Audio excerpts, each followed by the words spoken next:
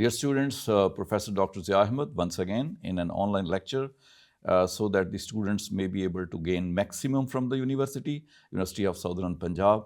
Let us continue with our Book 9's analysis. As you might have witnessed what was happening in the Book 9.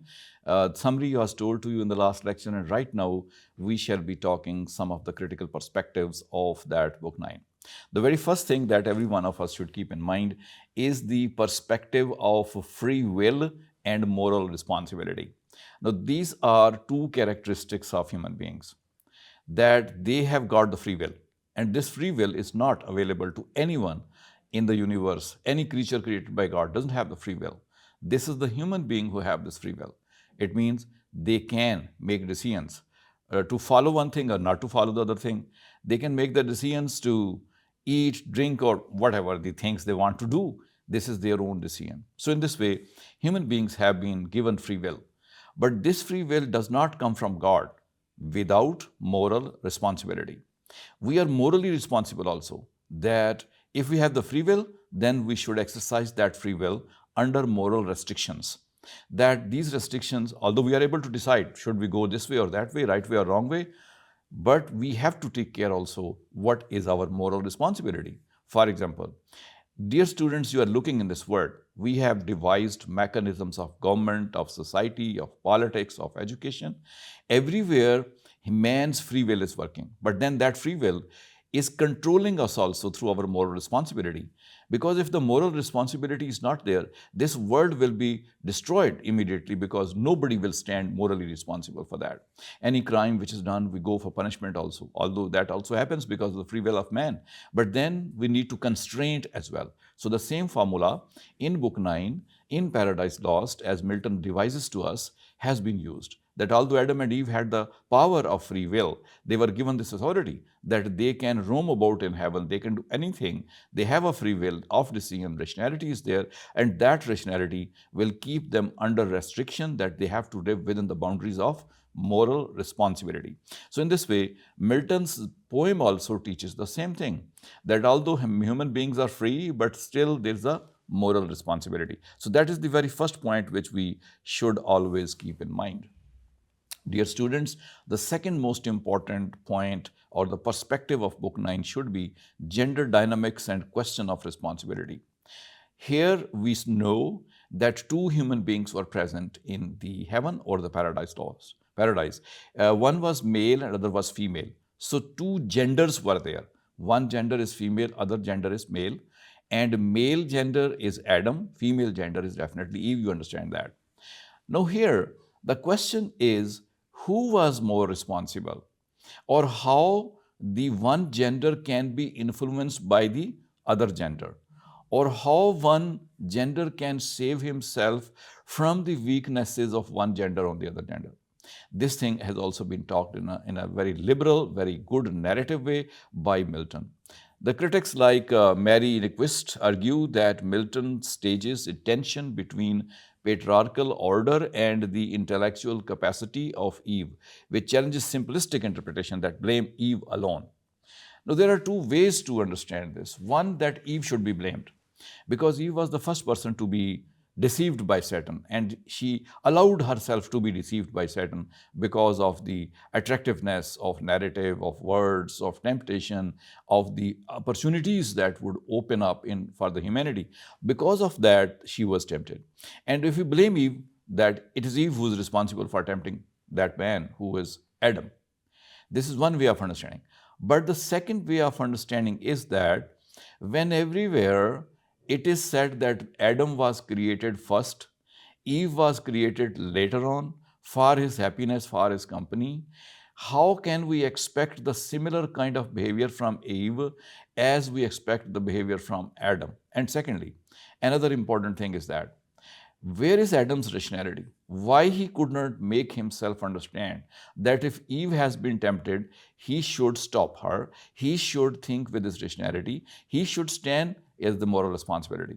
Because on the one hand, we say that man is superior, is patriarchal, and the woman is not that superior, she is not patriarchal, and she needs to, follow the patriarch. But here, a patriarch is going to follow the Eve. So that is why this second way of understanding suggests that not only Eve is responsible, but also Adam is responsible. So in this way, both of these people become responsible of the neglect which Eve suffers first and then Adam himself suffers. So in that way, the gender dynamics also work very well inside this Paradise Lost poem written by Milton. You see, Milton is trying to suggest probably that actually there is no difference between the two human beings, male and female. When they are tested and tried, they carry the similar humanistic characteristics in them, that they are rational also, they have free will also, but they have temptation prone nature as well. Both of these people have the same. And so that is why, in fact, in the according to the analysis that we are trying to make, there is no difference between male and female. Gender dynamics do not work in that way as they are working in our world today. Okay, so this is the second most important kind of thing that we can discuss about Book 9. And then comes the rhetoric which Milton has been using in his Paradise Lost. Milton used the language because of which we call Milton's Paradise Lost using grand style, because grand style means that very hi-fi type of flowery, metaphorical, and very excellent type of language would be used in the poem. And that language would be appreciated all over the world. So do we so when we read Paradise Lost. But in case of Book 9, there is a little bit of change in case of language as well. That language, which was so grand and grandly written, becomes a little bit less grandly written in Book 9. And we see that the fall of man takes place because of this kind of disobedience, and that is why the language also takes a little bit of shift and there is less of rhetoric. There's a twist of that language that takes place in the words and in telling of the truth also. So possibly Milton wanted to match this thing with the degeneration which occurs in the character of Satan and which occurs in the both of the human beings. So that is why there is a kind of change in the language as well. The next thing that we must always keep in mind about Book 9 is the change which happens from epic heroism to tragic action. I think if, dear students, you have read some of the epics, even if you know the summary of Homer's Virgil, the epic, the Greek classical epic, we see that the hero, fights very well with his moral courage and responsibility, although he makes a little bit of mistake.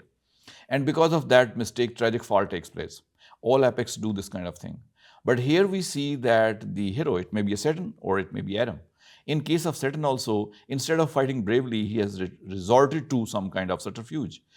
And in case of Adam also, he is not taking his moral responsibility and instead falls a victim very soon, and after that does not make any struggle to go back to Paradise Lost. We all human beings are bearing the share of the punishment which was given to Adam.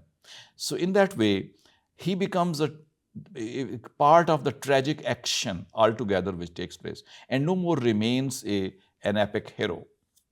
So in that way, tragedy becomes more dominant in Book 9. Tragic action becomes more dominant in Book 9. Human action becomes less dominant in whole of the book. As Aristotle has been claiming, whether plot of the story is more important or the hero is more important, there he also concluded that plot is more important, because plot is the set of events or situations in which the hero enters, and it becomes very difficult for him to come out with the same spirit and same kind of activity. Same thing happens here, that circumstances were developed in such a way that Adam was possibly forced to fall down, with the orders of God on this earth. And so tragedy happened to the tragic hero. So Adam becomes more a tragic hero than the epic fighting hero. So in this way, this point should be also considered very important in the whole of this Paradise Lost interpretations.